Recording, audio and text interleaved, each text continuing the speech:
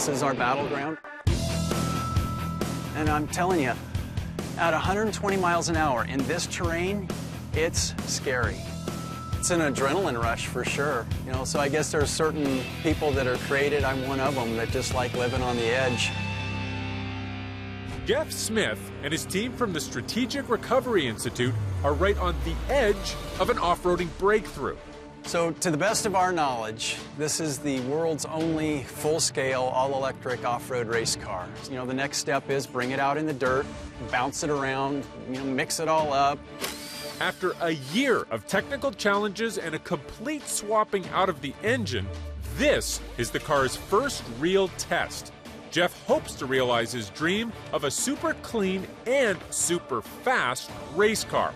But potential snags and bumps in the road lurk at every turn. Not initializing. Because we haven't actually driven it more than a quarter of a mile for maybe 10 minutes at a time. Again, I don't know if it's going to go 5 miles or 50 miles or 100 miles. I have no idea. I don't know what to do.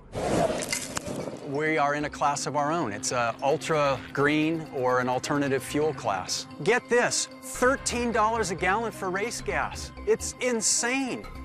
The competitors that we do, it's $600 for them to go 100 miles. It cost me $16 to go 100 miles. It's a no-brainer. The first version of the EV1 used a DC-powered engine. And oh my gosh, it was so disappointing. The very first day we went out and drove it, it only took me 5 minutes. It's too hot. Can't drive it any farther. And we had 4 big air coolers that were blowing air through this thing. Couldn't do it. That's the biggest problem for electric vehicles, keeping the engine and the batteries cool. So then we had to set out to, okay, what is the solution to cool these motors? We came up with a permanent magnet, liquid-cooled AC motor. The AC, alternating current motor, loses far less energy than the DC, direct current, to achieve the same result. Therefore, less overheating. We believe there's going to be significant gains in efficiency, which we're going to find out today. While city-driven electric cars get about 3 to 5 miles per kilowatt of power, in the dirt, off-road engines have to work much harder. We were getting a mile per kilowatt, so you know, that's unacceptable for what we need to do. I'm hoping that that's now up over a mile to a mile and a half. That would allow him to go farther on a single charge. And the other important element to make this car go, perhaps not too shocking, is the shocks. Suspension in the off-road world is absolute life. Like altitude is in aviation, suspension is in off-road. The track is riddled with deep valleys and jumps. They can be 3 foot deep. We call them whoop-de-doos, or for short, we call them whoops.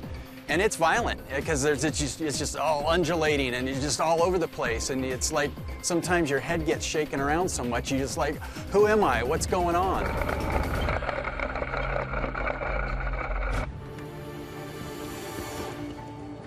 Check with ground crew. Check. And check with Brental.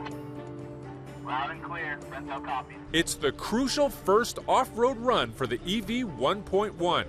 They'll have a safety car following just in case anything goes wrong. Will it be cool? You know, can these fans and these pumps, remember it's liquid cooled now, so can we actually keep it in the operating range that we have planned it to be in? Get into that violent stuff, did all the wires stay soldered together? Is the car all bolted together? So it's the shakedown. Shiny side up and keep the rubber down. Let her rip. Have fun. We're gonna go do that hill climb first. Everything is going pretty smoothly on the rough hill climb and the descent, but suddenly the engine stalls. Hey Luke, do you have any suggestions for the resolver initialization issue? There's no known procedure that you could follow to make it work. The safety truck heads back to base camp to get the crew. The resolver doesn't know where it is. That's the brain, so it tells the computer where the crankshaft is, and right now it doesn't know, so it's lost. The EV 1.1 is towed back to camp. Will this be the end of the day? Kind of a bummer.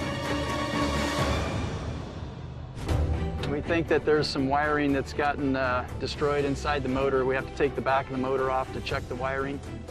Sure enough, that is the culprit. Things are patched up and they decide to give it another run. This time, it all clicks. The car runs a total of 55 miles on a charge, a solid performance. The engine never gets above 18 degrees Celsius. No cooling pumps or fans needed.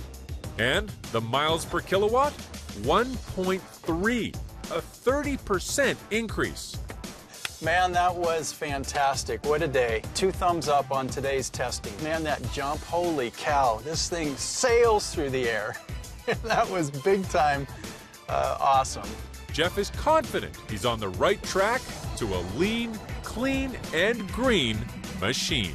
What we want to do is be a change agent, that we will see electric off-road racing work its way to the top of the podium and be a first place outcome.